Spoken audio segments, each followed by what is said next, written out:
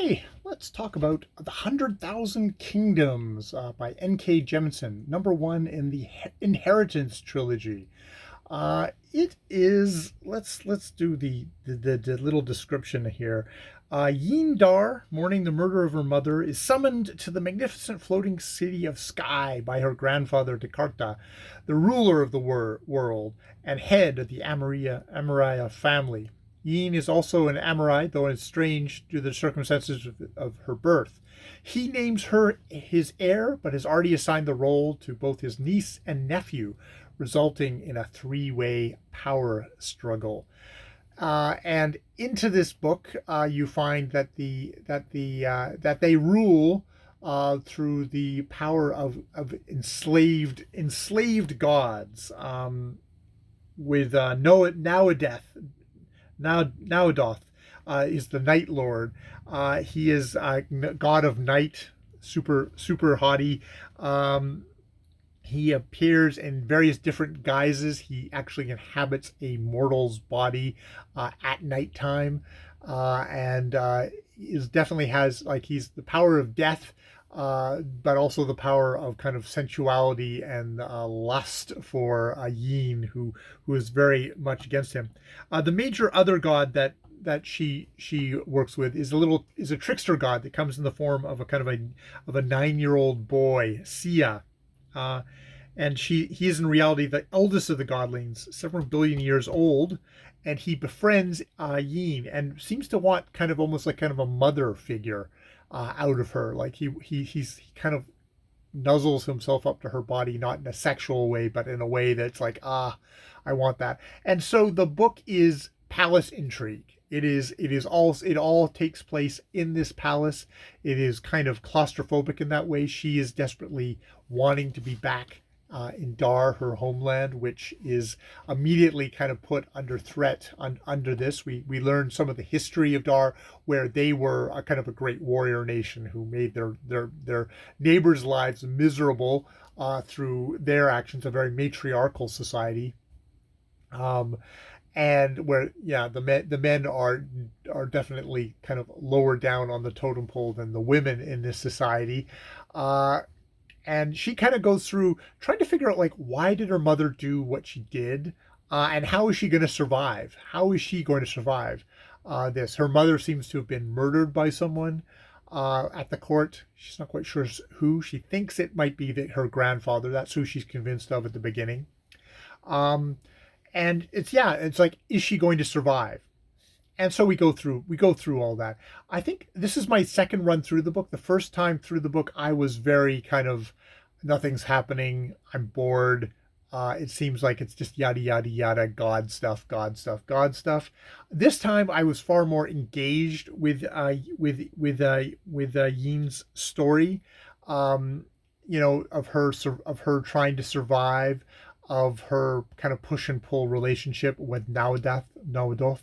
Um, so I was much more engaged. However, I do find that again at the end of this story, it becomes God stuff.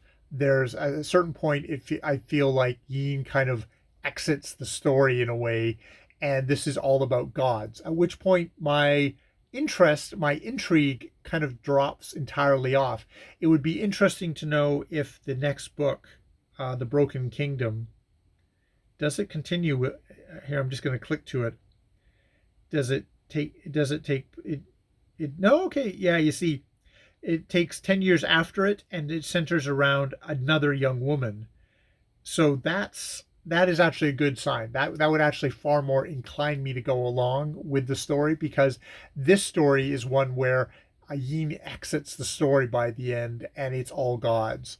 And I'm not really that interested in gods, and it becomes semi kind of, I don't know if it's metaphorical is the way, but it becomes beyond like, I'm interested in reading about people. I'm not interested in reading about gods and what they're doing. Not unless the gods were super lower powered and there's more stakes there and there's more human psychology involved.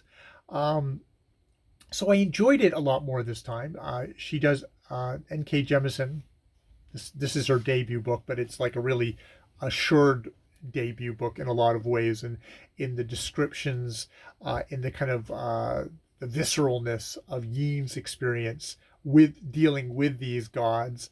I really enjoyed that. Her kind of like, did I actually know who my mother was? I thought my mother was a caring, loving mother, but it turns out maybe she was far more than that, maybe kind of as bad as all these horrible people I'm meeting here at court. And indeed, that's what she's getting reflected back to her from all these people when they talk about their mother. They say, "Oh, we respected her. She would have murdered everybody." It's like, oh, that's great to hear. And she does not particularly want to be that person. She does not want to become one of these things. And it's interesting what she does become at the end of the story.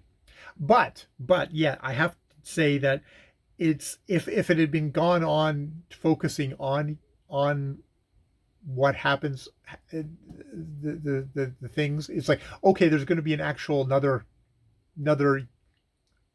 human protagonist to the next story that I could like more. So I didn't like, completely love it, but I was engaged by it this time, and I maybe engaged enough that I will actually pick up the next book if I can find it in the audiobook at my library. I will pick up The Broken Kingdom and see how that is. See if there's sometimes I really enjoy N.K. Jemisin, and there's other times I've completely bounced off.